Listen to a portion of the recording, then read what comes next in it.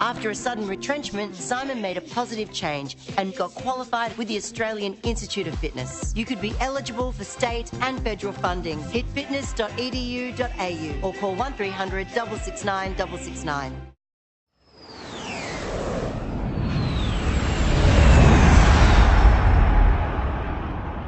Well, Jobe, it's an amazing facility. How much has this changed your world? Well, it's my first day here, so this is the first time I've seen it. So, look, I think the players are really excited about it. The whole club's excited about being out here, and you know, the effort that you know, David Evans and Ian Robson and now Paul Little and Ray Gunston have made, and the supporters that have contributed, and the countless amount of hours that have gone into it. You know, it's just going to be a wonderful place to call home. We're in a massive hangar at the moment. This is going to be an amazing advantage. One would have thought during winter with the AstroTurf and the like.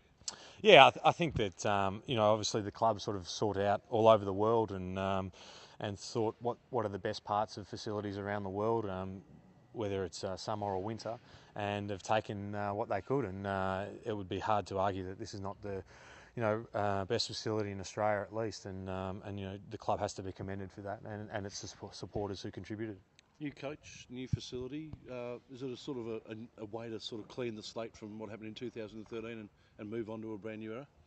Oh, look, I think that you know, Bomber touched on it last week about you know, what the goals are for the club for 2014, and obviously relocating you know, helps that. But you know, we want to you know, be a competitive side again, and I suppose restore some of the faith that he talked about with the supporters and the loyalty that they showed to the football club and the playing group, and you know, we want to be able to build on that, and I think that it's really important. So the time away, has it sort of eased the pain? I mean, it's hard to still believe you missed the finals. You know, you were knocked out of the finals. Has it sunk in yet?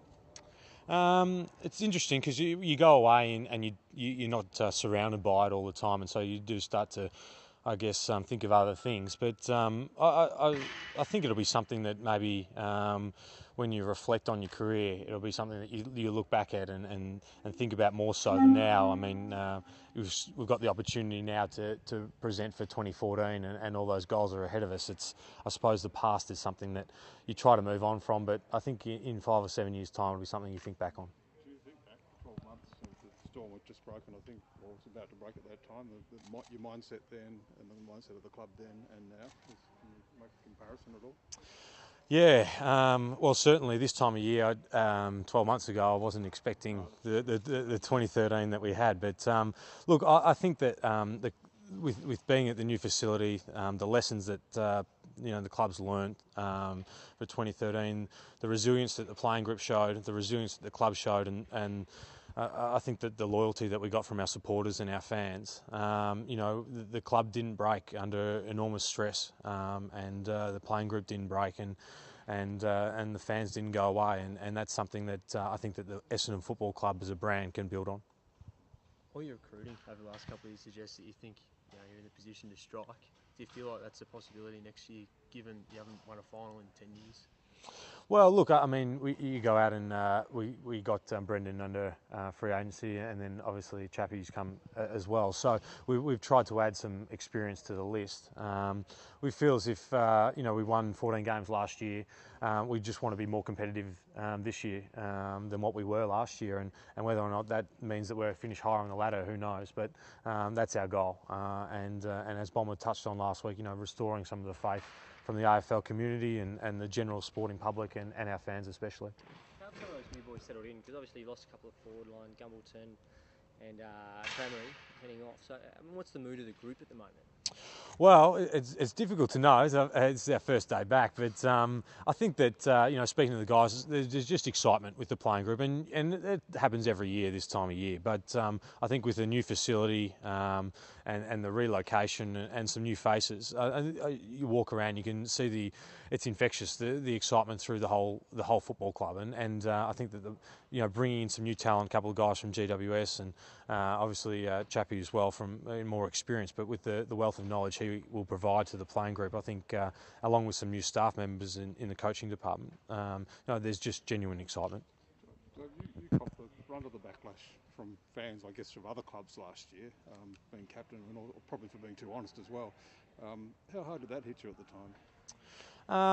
Look, it was sort of, I mean, it's never nice experience, and it's not something that you really prepare yourself for.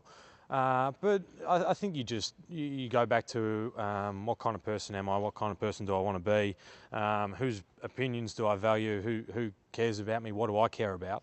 And I can understand the anger and the anguish from the football community, but I can't control or worry about what other people think and how they behave. I mean, they're entitled to do it, and given the circumstances of the year, you can understand how people reacted that way. But I wasn't going to dwell on it, and I was able to move on. Do you think it will stop this year? You obviously hope it will, but do you think it will? Yeah, I don't know. I think it's hard to guess how people are going to react. I think people always are looking forward. I know the club is, and as an individual, if it happens, it happens. It's not something that I'm going to concern myself with. Can you afford to sort of think that it's all behind you now? I mean, there's reports last week about maybe more notices coming, etc., etc. Do you still think about that, or do you think that that's now in the past? Well, we understand it's not in the past. We understand it's an ongoing investigation.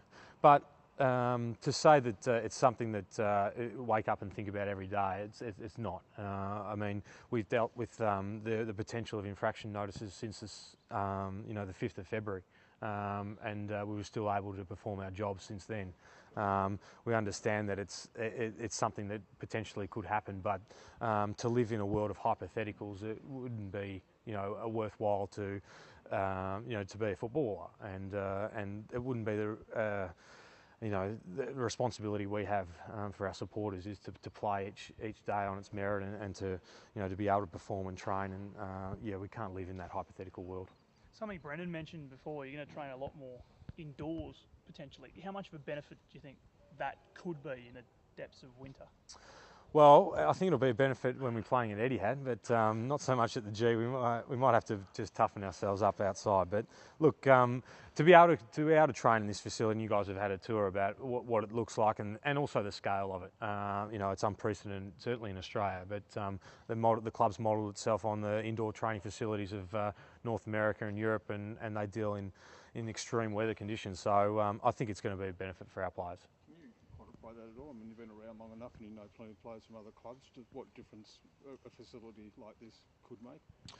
Well, it's funny because you sort of I think it is a mental whatever your surroundings are, you deal with them, and we hope that the ability to have first class facilities, state of the art facilities, will mean that the players will strive to match what the facilities are giving them, and I think that is what the mentality of the whole club is going to be. To quantify what difference or percentage it's going to make, I can't speculate on that. But as an athlete, you want to be training in the best possible facilities to get the best out of yourself, and certainly we're able to do that here. Brendan hinted the captain's run every week might always be indoors, but maybe you don't agree. You might make sure the boys do get outside on occasion. He's sharing a lot of information, Brendan. We're trying to keep stuff in-house. No, I mean, it probably depends on how we're going, wins and losses. If we're losing, we might be out there, and if we're winning, we'll be in here. Joe, you mentioned day one with a new coach in place, and that's temporary in nature. Is that something that you've addressed or that Bomber addressed with the players today, and how do you sort of get your head around that? No, look, I think it's pretty normal sort of first day back. I don't think the players are worried about it being temporary. I think that there will be a lot of similarities to last year. We just want to do things better than what we did 12 months ago. And that was, that's the philosophy of everyone in the football club. And we understand that we've got a lot of improvement to make. And, whether it was Hurdy coaching or Bomber coaching, the philosophy doesn't change. Do you have any insights to what special treats Bomber might have in store for your pre-season? No, although I know that he's done plenty of them, so and he's coached plenty of them as well. So, I think that he wants us to be competitive, competitive players. That's the type of people that he likes to coach, and I think that's what the players will demand on the field. He said last week that Michael Hurley will be playing in defence, most likely. That's where he sees him. With Cranberry gone, Gumbel gone, Hurley moved, it's a forward line switch. How's it structured up next year?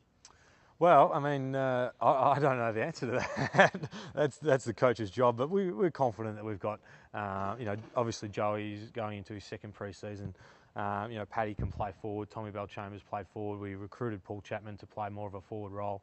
I think that you know, you never like to lose players like the ones that we've lost, but that is the challenge, and that's the nature of being a sport. Is someone else will fill the role.